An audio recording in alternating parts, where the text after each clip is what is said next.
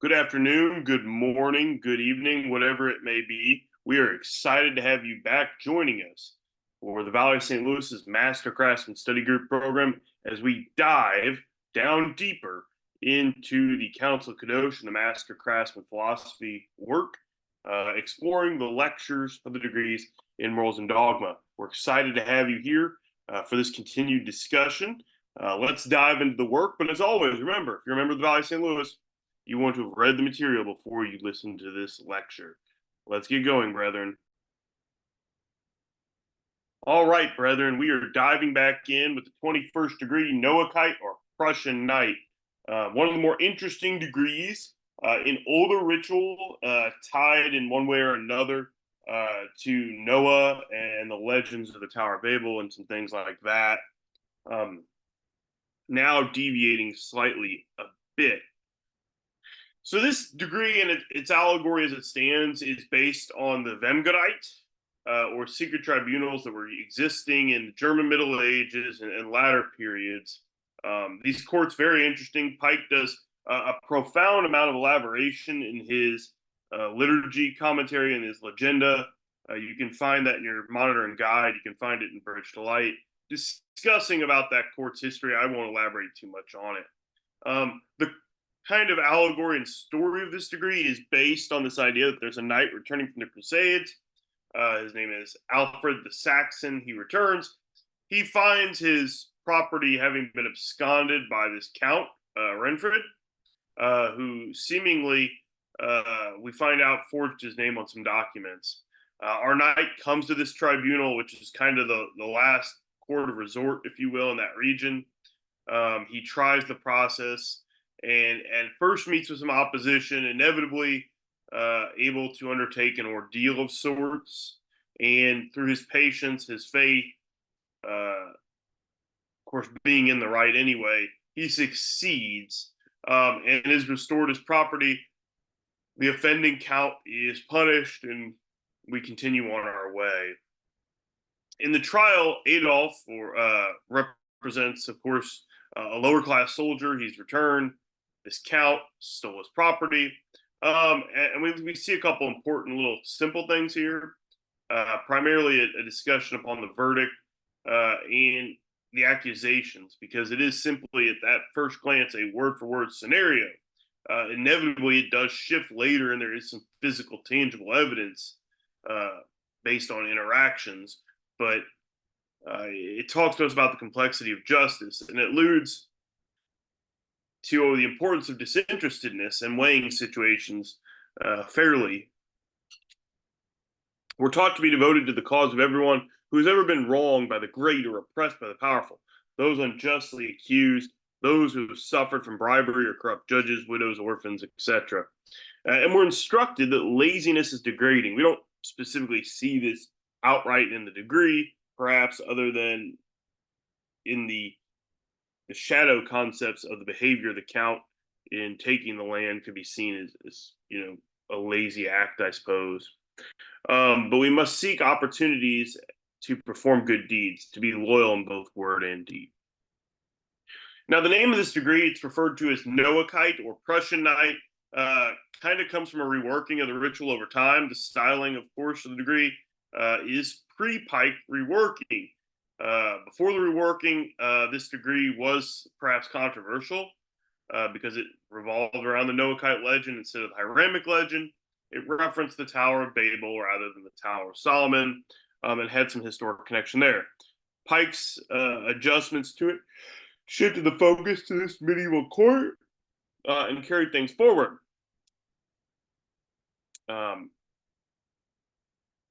Interesting history, though, with the court, as mentioned. I would encourage you truly to read the history of it as outlined in the various ritual texts, Prussian Knight, and commentary as regards to Noachites. So, what is still left of the old ritual? We're reminded to be like Noah, who is, along with his family, was chosen by God to survive the flood, and we're warned against following in the footsteps of Phaleg, who endeavored to build the tower out of the reach of another flood, and thus going against God's omnipotence. Those are kind of the last remnants of the early Noachite traditions in this degree. So this degree talks off or starts off with talking directly to us. We're told, as many of these degrees start, that we have a very special duty. And in particular, it's to be modest and humble, not vainglorious nor filled with self conceit. Be not wiser in your own opinions than the deity, nor find fault with his works, nor endeavor to improve upon what he has done. Be modest in your intercourse with your fellows, slow to entertain evil thoughts of them, and reluctant to ascribe them evil intentions. So Pike starts off with this idea of being modest and humble. Don't fill yourself with self conceit. Don't think you're smarter than the divine. Don't think you know better than God and his works, uh, nor ever to endeavor to surpass him in those. But to also be modest in your actions with your fellows, your brothers, and others. Take some time to reflect appropriately. And as he puts it, slow to entertain evil thoughts and reluctant to ascribe evil intentions. I think that speaks for itself, but we don't need to jump to judgment. We don't need to rush to judgment. He continues talking about things like slander and the fact that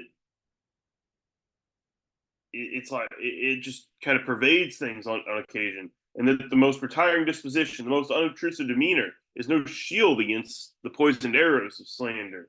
Evil is widespread and universal. No man, woman, household is safe from a new inquisition of evil. No act is so pure, praiseworthy that the unscrupulous vendor of lies who lives by pandering corrupt and morbid public appetite will not proclaim it a crime.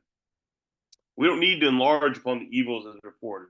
They're apparent, they're lamented by everyone. We see the evil around us. We don't need to keep dredging it up and hanging it all. And it's our duty as Masons to reduce that evil and use our powers to lessen, if not remove, that evil. There's no obligation, though, on us to be parading that evil about, telling everyone about our prejudices or our concerns or these improper acts. That's not in our way. We don't have to do that. Pike emphasizes this continued thought of addressing evil, our own individual connections, when he talks about various things that interact with us. You know,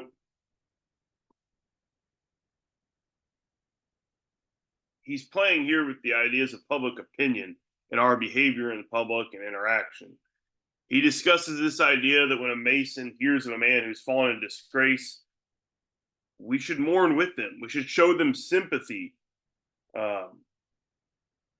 We shouldn't openly taint them more. We shouldn't add to their, as he says, their stripes with an iron rod to one who's already been filleted and whipped.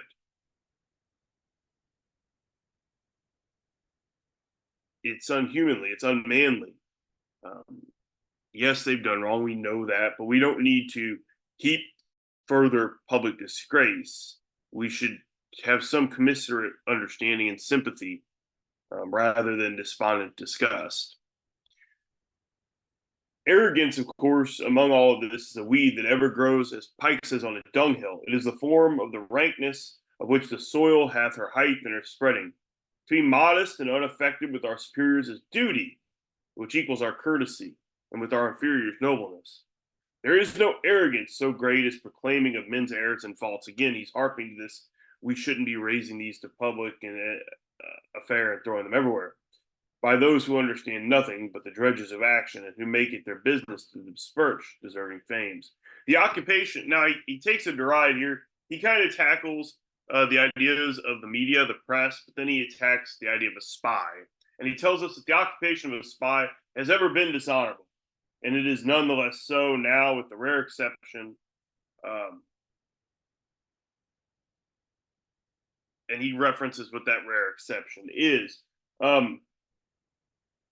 But he makes it very clear that he sees what he sees as dishonorable, and that it is long standing and irreprehensible because of the impact that those things have. And a large part of Pike's concern about his commentary against spies, of course, is this idea that their malice, their actions make them easy to note faults of men, to publish it, to pass it on, to do depraved things, in which maybe perhaps someone else's intent was honest. And like crocodiles, they slime their way in the way of others to make them fall. Um, but it's all about the impact of what they're doing. And he carries that forward again. He talks about slander, the fact that once slander is raised, it's probably not going to die. It's going to stick and it's going to last. And it may not dissipate, um, even if we make the best efforts. So, we don't want to slander someone. Um, and of course, he hints at the fact that, and we know this now more than ever with the political situations of the world, that lies become the regular ammunition of campaigns and controversies, valued according as they are profitable and effective and stored up and have a market price, like saltpeter and sulfur, which are make gunpowder, if you didn't know, being more even deadly than they. It's important here that Pike emphasizes these concepts, this idea that we are heavily impacted by the impression of others and what it can do so swiftly, and that we shouldn't feed into it, that we shouldn't provide ammunition, that we shouldn't participate in slander or libel or things which intrusively judge others. And he tells us there is but one true rule for a mason in this matter, in these matters. If there be virtues and he is called upon to speak of him who owns them, let him tell them forth impartially. And if there are vices mixed with them, let him be content that the world should know them by some other tongue than his.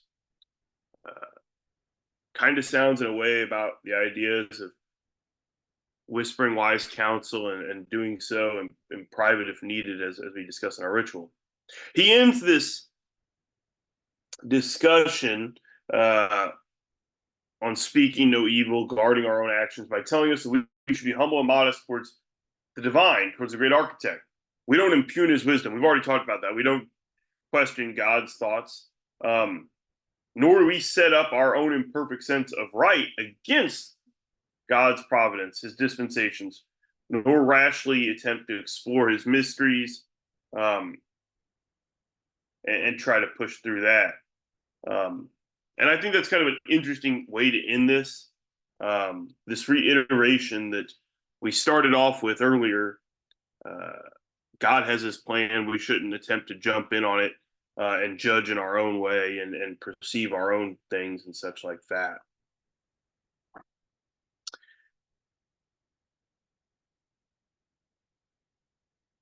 He concludes his endeavors discussing God in general and the divine in general. And I think some of this ties back to some of the early concepts of this degree, perhaps with the Tower of Babel, or Babel, however you want to say it, and this idea that they were going to get up and see God. And it's where Pike addresses that topic. And he says, let us build no Tower of Babel under the belief that by ascending we will mount so high that God will disappear or be superseded by a monstrous aggregate of material force or glittering logical formula, but evermore standing humbly and reverently upon the earth, looking in awe and confidence toward the heaven, let us be satisfied that there is a real God, a person and not a formula, a father and a protector who loves and sympathizes and compassionates, and that the internal ways by which he rules the world are infinitely wise.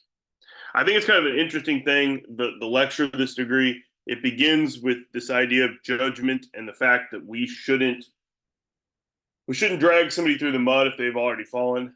If they have virtues, we should speak to those. We shouldn't associate ourselves with those who would emphasize slander or libel or seek to just keep beating somebody down when they're already down. And then he ends with this talk of service to the divine, understanding the divine, and then realizing that God is real, his presence exists, and that he is everywhere within that scope. That we shouldn't attempt to project our own thoughts onto him in terms of reaching him and assuming what he is. We should just be comfortable knowing that he does exist, that he is there, that he loves us, he cares for us, and he's a part of our existence and being. The discussion for this degree addresses some thoughts on pantheism and atheism, which Pike condemns. And the lecture, of course, begins by extolling virtues. We condemn vices. Think about how those virtues and vices play into Masonic knighthood, chivalric masonry, and how do they differ from the symbolic lodge. Some important things to consider when we look at this degree.